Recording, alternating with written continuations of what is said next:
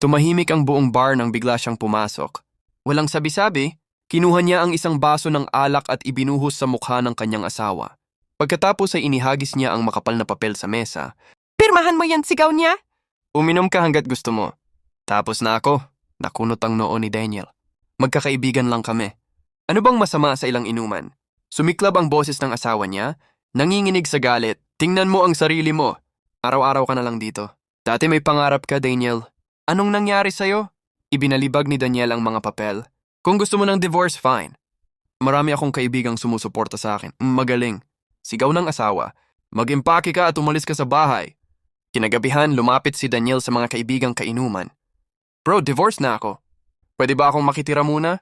Pero nagkibit balikat ang kanyang tropa. Sorry bro, puno na bahay ko. Lumipat siya sa isa pang kaibigan, parehong sagot. Isa-isa, tinalikuran siya ng lahat. Dahil sa desperasyon, pumunta siya sa bahay ng kanyang tiyo. Uncle, pinalayas niya ako. Wala na akong matutuluyan. Tahimik na inabot ng matanda ang isang maliit na card. May $1,000,000 sa account na yan. Gamitin mo para ayusin ang buhay mo. Layuan mo ang mga kaibigang yan.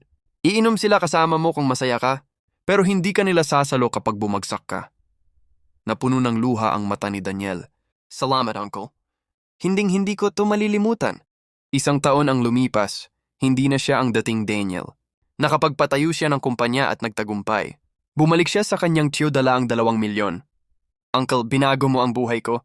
Ito para bayaran ka. Ngunit ngumiti ang matanda. Hindi ko kailangan yan. Daniel, ang perang yon. Sa'yo talaga ko natigilan siya. Ano pong ibig niyo sabihin? Huminga ng malalim ang tiyo. Isang taon na ang nakalipas, lumapit sa akin ang asawa mo. Ibinenta niya ang bahay niyo, kotse niyo, at binigay sa akin ang lahat ng pera niya. Ang sabi niya, huwag niyong sabihin sa kanya. Tulungan niyo lang siyang magbago. Nanlaki ang mata ni Daniel. Nanikip ang dibdib niya habang nauunawa ng totoo. Dali-dali siyang tumakbo papunta sa maliit na restaurant kung saan nagtatrabaho ang asawa niya.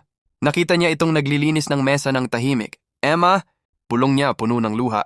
Patawad, pinagsisihan ko ang lahat. Tumingin ang babae, nanginginig ang tinig. Hindi naman kita tinigilang mahalin. Ginawa ko lang ang dapat para maging lalaking alam kong kaya mong maging. Hinawakan ni Daniel ang kamay niya. Iniwan ko na ang mga kaibigang yon. Simulan natin ulit. Please, minsan, ang tunay na pagmamahal ay hindi puro lambing kundi tapang na bitawan.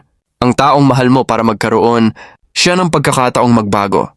Hindi lahat ng taong kasama mo sa saya ay kasama mo rin sa hirap. Ngunit ang taong handang magsakripisyo para sa ikabubuti mo, yun ang totoong nagmamahal. Kaibigan, kung naantig ka sa ating video, mag-iwan ng komento sa ibaba at huwag kalimutang mag-like and share. Salamat sa panonood.